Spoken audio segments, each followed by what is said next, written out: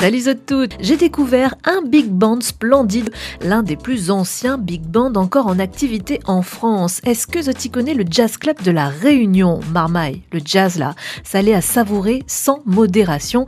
On a pu échanger avec le directeur artistique, chef d'orchestre, trompettiste Yann Martin. Il fait 6 ans, il joue avec Banal, il explique à nous ça qu'il aime là-dedans. Ce que j'aime, c'est la musique. Effectivement, le jazz et puis cette formule de grand orchestre, c'est exceptionnel et ça devient de plus en plus rare, malheureusement. Ici, à La Réunion, c'est le seul grand orchestre qui résiste au bout de 50 ans, puisque malheureusement, en France, il décède très rapidement, au bout de peut-être quelques années, du fait de la grandeur de l'orchestre. Oui, le jazz, c'est une musique que j'aime beaucoup et que je connais assez bien et que j'aime énormément dans cette configuration. Il y a une belle identité, puis une belle ambiance et ça me plaît beaucoup. Selon toi, qu'est-ce qui fait le charme de ce big band?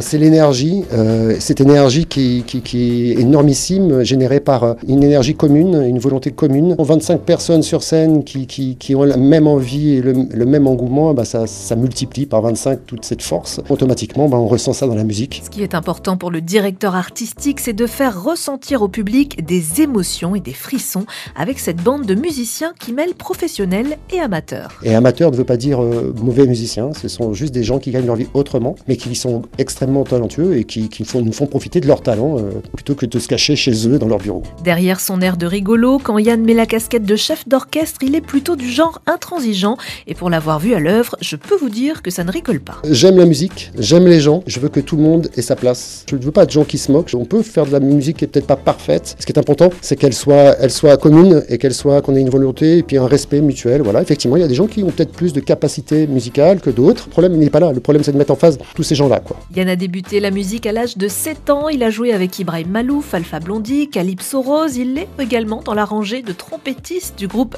Basse-Terre. Et puis, tu connais le morceau Angela de Sayan Supakru, il a joué dedans aussi.